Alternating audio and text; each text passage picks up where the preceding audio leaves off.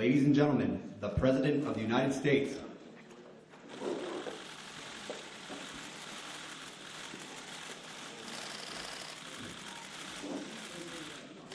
Thank you very much.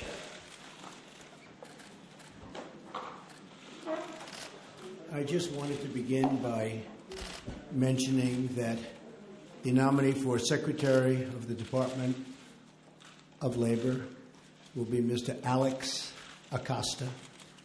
He has a law degree from Harvard Law School. He's a great student. Former clerk for Justice Samuel Alito. And he has had a tremendous career. He's a member and has been a member of the National Labor Relations Board and has been through Senate confirmation 3 times, confirmed, did very, very well. And so Alex, I've wished him the best. We just spoke, and he's going to be, I think he'll be a tremendous Secretary of Labor. And also, as you probably heard just a little while ago, Mick Mulvaney, former congressman, has just been approved, weeks late, I have to say that, weeks late, Office of Management and Budget. And he will be, I think, a fantastic addition. Paul Singer just left. As you know, Paul was very much involved with the anti-Trump, or as they say, never Trump. And Paul just left, and he's given us his total support. And it's all about unification. We're unifying the party, and hopefully we're going to be able to unify the country. It's very important to me. I've been talking about that for a long time, but very, very important to me. So I want to thank Paul Singer for being here and for coming up to the office. He was a very strong opponent, and now he's a very strong ally, and I appreciate that. I think I'll say a few words, and then we'll take some questions. And I had this time. We've been negotiating a lot of different transactions to save money on contracts that were terrible, including airplane contracts that were out of control and late and terrible, just absolutely catastrophic in terms of what was happening. And we've done some really good work. We're very proud of that. And then right after that, you prepare yourselves. We'll do some questions, unless you have no questions. That's always a possibility. I'm here today to update the American people on the incredible progress that has been made in the last 4 weeks since my inauguration. We have made incredible progress. I don't think there's ever been a president elected who in this short period of time has done what we've done. A new Rasmussen poll, in fact, because the people get it. Much of the media doesn't get it. They actually get it, but they don't write it. Let's put it that way. But a new Rasmussen poll just came out just a very short while ago, and it has our approval rating at 55% and going up. The stock market has hit record numbers, as you know, and there has been a tremendous surge of optimism in the business world, which is, to me, means something much different than it used to. It used to mean, oh, that's good. Now it means that's good for jobs. Very different. Plants and factories are already starting to move back into the United States, and big league, Ford, General Motors, so many of them. I'm making this presentation directly to the American people with the media present, which is an honor to have you. This morning, because many of our nation's reporters and folks will not tell you the truth and will not treat the wonderful people of our country with the respect that they deserve. And I hope going forward we can be a little bit different and maybe get along a little bit better if that's possible. Maybe it's not, and that's okay too. Unfortunately, much of the media in Washington, D.C., along with New York, Los Angeles in particular, speaks not for the people, but for the special interests and for those profiting off a very, very obviously broken system. The press has become so dishonest that if we don't talk about it, we are doing a tremendous disservice to the American people. Tremendous disservice. We have to talk about it to find out what's going on, because the press, honestly, is out of control. The level of dishonesty is out of control. I ran for president to represent the citizens of our country. I am here to change the broken system so it serves their families and their communities well. I am talking and really talking on this very entrenched power structure, and what we're doing is we're talking about the power structure. We're talking about its entrenchment. As a result, the media is going through what they have to go through to oftentimes distort, not all the time, and some of the media is fantastic, I have to say. They're honest and fantastic. But much of it is not. The distortion, and we'll talk about it, you'll be able to ask me questions about it. But we're not going to let it happen, because I'm here again to take my message straight to the people. As you know, our administration inherited many problems across government and across the economy. To be honest, I inherited a mess. It's a mess. At home and abroad, a mess. Jobs are pouring out of the country. You see what's going on with all of the companies leaving our country, going to Mexico and other places. Low pay, low wages, mass instability overseas, no matter where you look. The Middle East, a disaster. North Korea, we'll take care of it, folks. We're going to take care of it all. I just want to let you know, I inherited a mess. Beginning on day one, our administration went to work to tackle these challenges. On foreign affairs, we've already begun enormously productive talks with many foreign leaders, much of it you've covered, to move forward towards stability, security, and peace in the most troubled regions of the world, which there are many. We have had great conversations with the United Kingdom and meetings, Israel, Mexico, Japan, China, and Canada. Really, really productive conversations. I would say far more productive than you would understand. We've even developed a new council with Canada to promote women's business leaders and entrepreneurs. Very important to me, very important to my daughter Ivanka. I have directed our defense community, headed by our great general, now Secretary Mattis.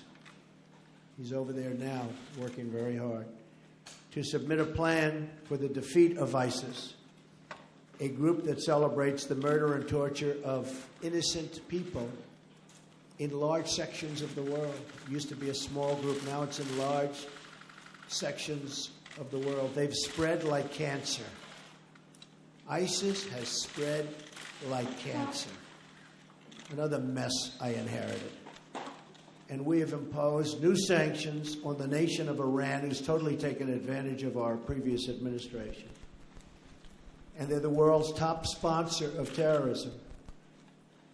And we're not going to stop until that problem is properly solved. And it's not properly solved now. It's one of the worst agreements I've ever seen drawn by anybody. I've ordered plans to begin for the massive rebuilding of the United States military. I've had great support from the Senate. I've had great support from Congress generally. We've pursued this rebuilding in the hopes that we will never have to use this military. And I will tell you, that is I would be so happy if we never had to use it. But our country will never have had a military like the military we're about to build and rebuild. We have the greatest people on earth in our military, but they don't have the right equipment, and their equipment is old. I used it. I talked about it at every stop. Depleted. It's depleted. Won't be depleted for long. And I think one of the reasons I'm standing here instead of other people is that, frankly, I talked about we have to have a strong military. We have to have strong law enforcement also. So we do not go abroad in the search of war. We really are searching for peace, but it's peace through strength. At home, we have begun the monumental task of returning the government back to the people on a scale not seen in many, many years. In each of these actions, I'm keeping my promises to the American people. These are campaign promises. Some people are so surprised that we're having strong borders. Well, that's what I've been talking about for a year and a half, strong borders. We're so surprised. Oh, you're having strong borders. Well, that's what I've been talking about to the press and to everybody else. One promise after another, after years of politicians lying to you to get elected. They lied to the American people in order to get elected. Some of the things I'm doing probably aren't popular, but they're necessary for security and for other reasons. And then coming to Washington and pursuing their own interests, which is more important to many politicians. I'm here following through on what I pledged to do. That's all I'm doing. I put it out before the American people. Got 306 electoral college votes. I wasn't supposed to get 222. They said there's no way to get 222. 230 is impossible. 270, which you need, that was laughable. We got 306. Because people came out and voted like they'd never seen before. So that's the way it goes. I guess it was the biggest electoral college win since Ronald Reagan. In other words, the media is trying to attack our administration because they know we are following through on pledges that we made, and they're not happy about it for whatever reason. But a lot of people are happy about it. In fact, I'll be in Melbourne, Florida, 5 o'clock on Saturday, and I just heard that the crowds are massive that want to be there. I turn on the TV, open the newspapers, and I see stories of chaos. Chaos. Yet it is the exact opposite. This administration is running like a fine-tuned machine, despite the fact that I can't get my cabinet approved. And they're outstanding people, like Senator Dan Coates, who's there, one of the most respected men in the Senate. He can't get approved. How do you not approve him? He's been a colleague, highly respected, brilliant guy, great guy. Everybody knows him. We're waiting for approval. So we have a wonderful group of people that's working very hard, that's being very much misrepresented about, and we can't let that happen. So if the Democrats who have, all you have to do is look at where they are right now. The only thing they can do is delay, because they've screwed things up royally, believe me. Let me list to you some of the things that we've done in just a short period of time. Just got here. I got here with no cabinet. Again, each of these actions is a promise I made to the American people. So we'll go over just some of them, and we have a lot happening next week and in the weeks coming. We've withdrawn from the job-killing disaster known as Trans-Pacific Partnership. We're going to make trade deals, but we're going to have one-on-one deals, bilateral. We're going to have one-on-one deals. We've directed the elimination of regulations that undermine manufacturing and called for expedited approval of the permits needed for America and American infrastructure. And that means plant, equipment, roads, bridges, factories. People take 10, 15, 20 years to get disapproved for a factory. They go in for a permit. It's many, many years. And then at the end of the process, they spend tens of millions of dollars on nonsense. And at the end of the process, they get rejected. Now, they may be rejected with me, but it's going to be a quick rejection. Not going to take years. But mostly, it's going to be an acceptance. We want plants built, and we want factories built, and we want the jobs. We don't want the jobs going to other countries. We've imposed a hiring freeze on non-essential federal workers. We've imposed a temporary moratorium on new federal regulations. We've issued a game-changing new rule that says for each one new regulation, 2 old regulations must be eliminated. Makes sense. Nobody's ever seen regulations like we have. You go to other countries and you look at industries they have and you say, let me see your regulations. And they're a fraction, just a tiny fraction of what we have. And I want regulations because I want safety, I want all environmental situations to be taken properly care of. It's very important to me. But you don't need 4 or 5 or 6 regulations to take care of the same thing. We've stood up for the men and women of law enforcement, directing federal agencies to ensure they are protected from crimes of violence. We've directed the creation of a task force for reducing violent crime in America, including the horrendous situation, take a look at Chicago and others, taking place right now in our inner cities. Horrible. We've ordered the Department of Homeland Security and Justice to coordinate on a plan to destroy criminal cartels coming into the United States with drugs. We're becoming a drug-infested nation. Drugs are becoming cheaper than candy bars. We're not going to let it happen any longer. We've undertaken the most substantial border security measures in a generation to keep our nation and our tax dollars safe, and are now in the process of beginning to build a promised wall on the southern border. Met with General, now Secretary Kelly, yesterday, and we're starting that process. And the wall is going to be a great wall, and it's going to be a wall negotiated by me. The price is going to come down just like it has on everything else I've negotiated for the government. And we're going to have a wall that works. We're not going to have a wall like they have now, which is either non-existent or a joke. We've ordered a crackdown on sanctuary cities that refuse to comply with federal law and that harbor criminal aliens, and we've ordered an end to the policy of catch and release on the border. No more release. No matter who you are, release. We've begun a nationwide effort to remove criminal aliens, gang members, drug dealers, and others who pose a threat to public safety. We are saving American lives every single day. The court system has not made it easy for us. And are even creating a new office in Homeland Security dedicated to the forgotten American victims of illegal immigrant violence, of which there are many. We've taken decisive action to keep radical Islamic terrorists out of our country.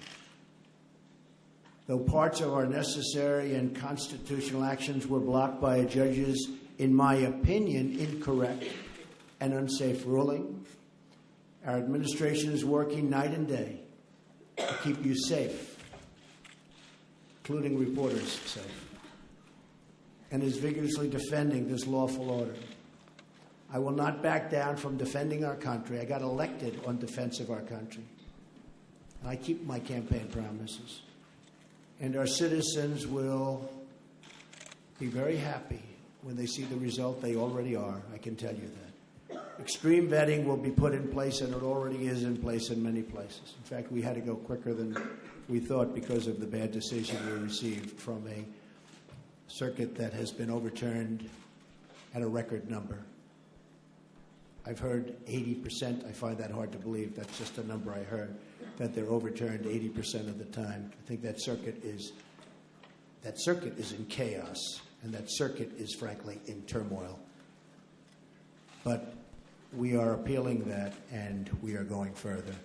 We're issuing a new executive action next week that will comprehensively protect our country. So we'll be going along the one path and hopefully winning that. At the same time, we will be issuing a new and very comprehensive order to protect our people. And that'll be done sometime next week, toward the beginning or middle at the latest part. We've also taken steps to begin construction of the Keystone Pipeline and Dakota Access Pipelines, thousands and thousands of jobs, and put new Buy American measures in place to require American steel for American pipelines. In other words, they build a pipeline in this country, and we use the powers of government to make that pipeline happen. We want them to use American steel. And they're willing to do that, but nobody ever asked before I came along. Even this order was drawn, and they didn't say that. And I'm reading the order, I'm saying, why aren't we using American steel? And they said, that's a good idea, we put it in. To drain the swamp of corruption in Washington, D.C., I've started by imposing a 5-year lobbying ban on White House officials and a lifetime ban on lobbying for a foreign government. We've begun preparing to repeal and replace Obamacare. Obamacare is a disaster, folks. It's a disaster. Now you can say, oh, Obamacare. I mean, they fill up our rallies with people that you wonder how they get there, but they're not the Republican people that our representatives are representing. So we've begun preparing to repeal and replace Obamacare and are deep in the midst of negotiations on a very historic tax reform to bring our jobs back, or bring our jobs back to this country. Big league. It's already happening, but big league. I've also worked to install a cabinet over the delays and obstruction of Senate Democrats. You've seen what they've done over the last long number of years. That will be one of the great cabinets ever assembled in American history. You look at Rex Tillerson, he's out there negotiating right now. General Mattis, I mentioned before, General Kelly. We have great, great people. Nick is with us now. We have great people. Among their responsibilities will be ending the bleeding of jobs from our country and negotiating fair trade deals for our citizens. Now look, fair trade. Not free, fair. If a country is taking advantage of us, we're not going to let that happen anymore. Now, every country takes advantage of us, almost. I may be able to find a couple that don't. But for the most part, that would be a very tough job for me to do. Jobs have already started to surge. Since my election, Ford announced it will abandon its plans to build a new factory in Mexico and will instead invest $700 million in Michigan, creating many, many jobs. Fiat Chrysler announced it will invest $1 billion in Ohio and Michigan, creating 2,000 new American jobs. They were with me a week ago. You know, you were here. General Motors likewise committed to invest billions of dollars in its American manufacturing operation, keeping many jobs here that were going to leave. And if I didn't get elected, believe me, they would have left. And these jobs and these things that I'm announcing would never have come here. Intel just announced that it will move ahead with a new plant in Arizona that probably was never going to move ahead with. And that will result in at least 10,000 American jobs. Walmart announced it will create 10,000 jobs in the United States just this year because of our various plans and initiatives. There'll be many, many more, many more. These are a few that were named. Other countries have been taking advantage of us for decades. Decades and decades and decades, folks. And we're not going to let that happen anymore. Not going to let it happen. And one more thing. I have kept my promise to the American people by nominating a justice of the United States Supreme Court, Judge Neil Gorsuch, who is from my list of 20 and who will be a true defender of our laws and our Constitution. Highly respected. Should get the votes for the Democrats. You may not see that. He'll get there one way or the other. But he should get there the old-fashioned way. And he should get those votes. This last month has represented an unprecedented degree of action on behalf of the great citizens of our country. Again, I say it, there has never been a presidency that's done so much in such a short period of time. And we haven't even started the big work that starts early next week. Some very big things are going to be announced next week. So we're just getting started. We will be giving a speech, as I said, in Melbourne, Florida at 5 p.m. I hope to see you there. And with that, I just say, God bless America, and let's take some questions. Mara, go ahead. You were cut off pretty violently at our last news conference. Did you fire Mike Flynn? Mike Flynn is a fine person, and I asked for his resignation. He respectfully gave it. He is a man who there was a certain amount of information given to Vice President Pence, who's with us today, and I was not happy with the way that information was given. He didn't have to do that because what he did wasn't wrong. What he did in terms of the information he saw, what was wrong was the way that other people, including yourselves in this room, were given that information. Because that was classified information that was given illegally. That's the real problem. And you can talk all you want about Russia, which was all a fake news, fabricated deal to try and make up for the loss of the Democrats, and the press plays right into it. In fact, I saw a couple of the people that were supposedly involved with all of this. They know nothing about it. They weren't in Russia. They never made a phone call to Russia. They never received a phone call. It's all fake news. It's all fake news. The nice thing is I see it starting to turn, where people are now looking at the illegal, all right, I think it's very important, the illegal giving out classified information. It was, and let me just tell you, it was given out like so much. I'll give you an example. I called, as you know, Mexico. It was a very, very confidential, classified call, but I called Mexico. And in calling Mexico, I figured, oh, well, that's nice. I spoke to the president of Mexico, had a good call. All of a sudden, it's out for the world to see. It's supposed to be secret. It's supposed to be either confidential or classified in that case. Same thing with Australia.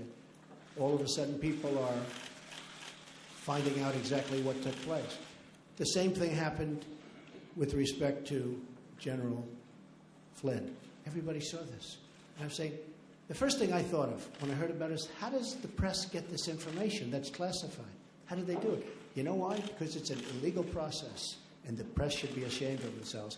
But more importantly, the people that gave out the information to the press should be ashamed of themselves. Really ashamed. Yes, go ahead. Why did you keep your vice president in the dark for almost 2 weeks? Because when I looked at the information, I said, I don't think he did anything wrong. If anything, he did something right. He was coming into office. He looked at the information. He said, that's fine. That's what they're supposed to do. They're supposed to be, he didn't just call Russia. He called and spoke to both ways. I think there were 30-some-odd countries. He's doing the job. He was just doing his job. The thing is, he didn't tell our vice president properly, and then he said he didn't remember.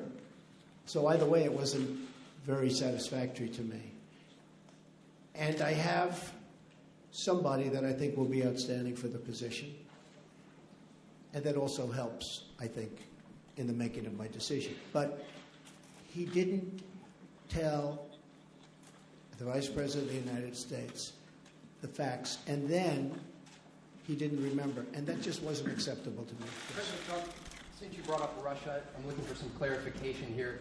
During your campaign, did anyone from your team communicate with members of the Russian government or Russian intelligence? And if so, what were the nature of those conversations? Well, the failing New York Times wrote a big, long front-page story yesterday. And it was very much discredited, as you know. It's a joke. And the people mentioned in the story, I noticed they were on television today saying they never even spoke to Russia. They weren't even a part, really. I mean, there was such a minor part. I hadn't spoken to them. I think the one person, I don't think I've ever spoken to him. I don't think I've ever met him. And he actually said he was a very low-level member of, I think, a committee for a short period of time. I don't think I ever met him. Now, it's possible that I walked into a room and he was sitting there, but I don't think I ever met him. I didn't talk to him ever, and he thought it was a joke. The other person said he never spoke to Russia, never received a call, look at his phone records, et cetera, et cetera. And the other person, people knew that he represented various countries, but I don't think he represented Russia, but knew that he represented various countries. That's what he does. I mean, people know that. That's Mr. Manafort, who's, by the way, a respected man. He's a respected man. But I think he represented the Ukraine or Ukraine government or somebody. But people knew that. Everybody knew that. So these people, and he said that he has absolutely nothing to do and never has with Russia. And he said that very forcefully. I saw his statement. He said it very forcefully. Most of the papers don't print it because that's not good for their stories. So the three people that they talked about all totally deny it. And I can tell you, speaking for myself, I own nothing in Russia. I have no loans in Russia. I don't have any deals in Russia. President Putin called me up very nicely to congratulate me on the win of the election. He then called me up extremely nicely to congratulate me on the inauguration, which was terrific. But so did many other leaders, almost all other leaders from almost all other countries. So that's the extent. Russia is fake news. This is fake news put out by the media. The real news is the fact that people, probably from the Obama administration, because they're there, because we have our new people going in place right now. As you know, Mike Pompeo is now taking control of the CIA. James Comey at FBI. Dan Coates is waiting to be approved. I mean, he is a senator and a highly respected one. And he's still waiting to be approved. But our new people are going in. And just while you're at it, because you mentioned this, Wall Street Journal did a story today that was almost as disgraceful as the failing New York Times' story yesterday. And it talked about, you saw front page.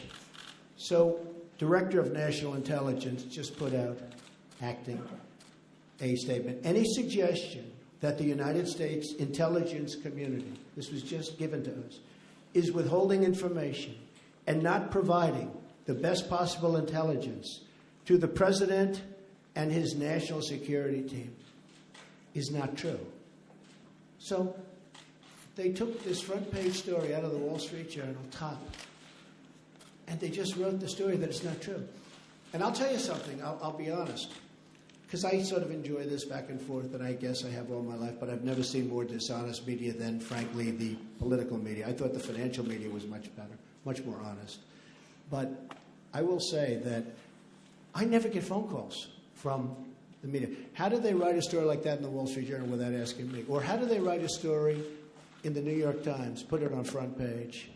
That was like the story they wrote about the women and me. Front page, big, massive story. And it was nasty. And then they called, they said, we never said that. We like Mr. Trump.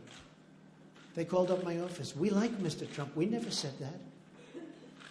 And it was they totally misrepresented those very wonderful women, I have to tell you. Totally misrepresented. I said, give us a retraction. They never gave us a retraction. And frankly, I then went on to other things. Okay. Mr. President. Go ahead. Mr. President.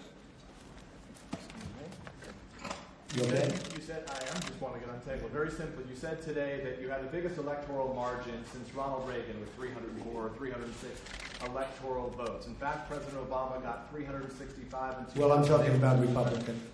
President Obama 332 and George H.W. Bush 426 when he won as president. So why should Americans trust? Well, no, I was given that information. I don't know. I was just given. We had a very, very big margin. I guess my question is, why should Americans trust you when you accuse the information they receive of being fake when you're providing information that's Well, I don't know. I was given that information. Mr. President, I've seen that information around. President Trump. But it was a very substantial victory. Do you agree with that? You're the president. Okay, thank you. That's a good answer. Yes. President, thank you so much. Good Yes. afternoon to you, sir. Can you tell us, in determining that Lieutenant General Flynn there was no wrongdoing in your mind, what evidence was weighed? Did you ask for transcripts of these telephone intercepts with Russian officials, particularly Ambassador Sergei Kislyak, who he was communicating with? What evidence did you weigh to determine that there was no wrongdoing? Further to that, sir, you've said on a couple of occasions this morning you are going to aggressively pursue the source of these leaks. We are. Can we ask what you're going to do? And also, we've heard about a review of the intelligence community, headed up by Stephen Feinberg. What can you tell us about that? Well, first of all, about that, we now have Dan Coates, hopefully soon, Mike Pompeo, and James Comey, and they're in position. So I hope that we'll be able to straighten that out without using anybody else. The gentleman you mentioned is a very talented man, very successful man. And he has offered his services, and, it's something we may take advantage of. But I don't think we'll need that at all.